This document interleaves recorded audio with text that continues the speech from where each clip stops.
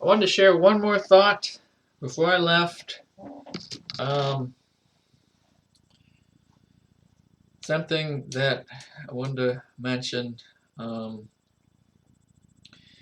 I've been watching a documentary with my brother and father lately. I think it's like a 12-hour documentary, so we're like not anywhere even into it. Um, well, I think we're 1/3 of the way through it. I'm not gonna say what the name of the documentary is, but something that um, because it might get me in trouble. Um, but the thing that is so interesting about the documentary is it makes me think about, has anything in my life, um, history, there's the saying that history is written by the victors, right? Isn't that the phrase? And you wonder, I mean, what I want is the truth. I just want to know what actually happened, you know? How did it go? Who did this? Why did this happen? How? Where? When? All those. I just want the facts, just the facts. I want the truth. I want what actually happened. But if you win a war, or you win, yeah, whoever wins the war then gets to put people in power that will rewrite history. So then my generation comes along and enters the school, and I get given a textbook that says, this is how it actually happened. And if you think otherwise, you're a bigot.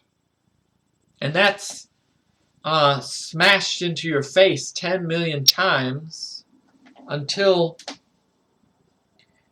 you either accept it or you become this Zabar, the guy in the woods type. That's what I feel like I am today. Um, you become an exile, I guess. So this documentary, though, is presenting some very interesting documentation that's actually the truth. And it makes you rethink the whole perspective of everything you've been taught your whole life. And so I don't know what to think anymore about history. Do I even know anything? You know? Isn't that scary and sad? Um, we've been reading Isaiah, and we just got to this note here. And I just wanted to read this note. It's a very specific word here in this note.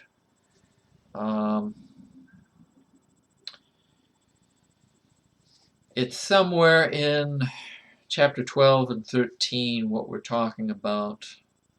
I'm just going to read this. The city, Babylon, is not in view here as the immediate context shows. It is important to note the significance of the name when used symbolically.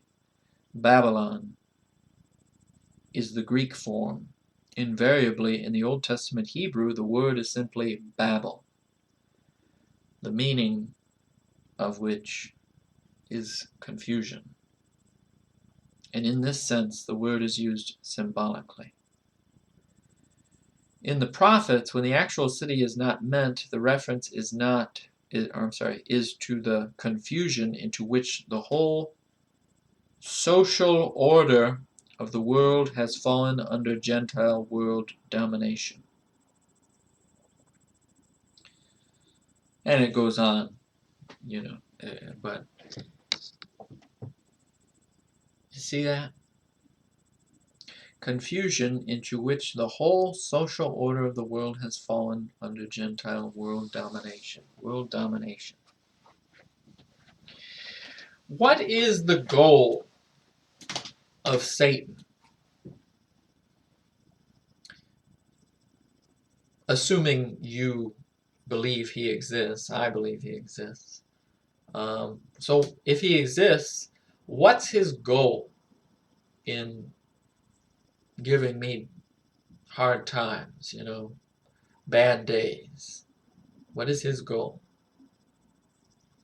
Well, according to this, Gentile world domination. Some type of unified domination of the entire world, which he had that pre-flood, right? And then what did he do with that when he had that? And why did the flood take place? Because God had to restart that because of what the fallen angels did. And then what happened shortly after the flood? You see the same attempt in the Tower of Babel, right? Where the languages were confused to cause people to disperse and go into separate nations, separate peoples. What is the goal of multiculturalism and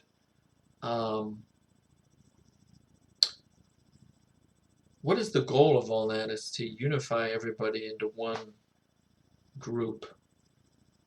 And what is it biblically? What does God want us to do to go forth and multiply, spread out?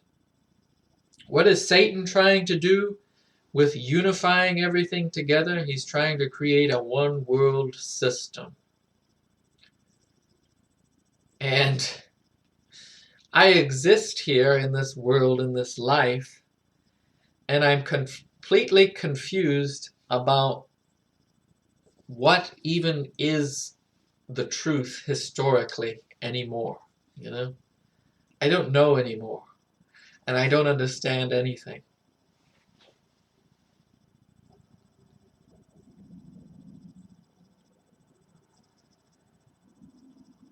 So I don't know if you're curious about the name of that documentary. Well, I don't even think I can tell you, but I'm just saying, in the past 100 years in this country, what has occurred, things are repeating themselves as we speak, as this video is being posted. The exact same things are happening, the same declarations, the same evil is still making the same attempt to do the exact same thing again.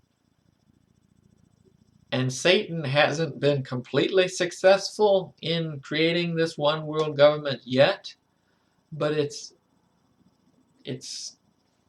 always feels like it's inches away, It's just a matter of how many people are confused enough to allow something like that to take place, The brainwashing my whole life, I feel like my whole life has been stolen from me in a lot of ways because I've never known the truth my whole life. Thankfully, I found this Bible, which, no matter how ridiculous and confusing and crazy everything gets, I know this is the truth, and I know Jesus Christ is the truth. As he stood in front of Pilate, that was it. He is the truth. He is the Messiah. He is the Savior. And I cling to him even in a system, in a world that is so upside down, left, right, up, down, good, evil, evil, good, up, up, down, down, left, right, BA, select, start. You know, it's nuts, this world.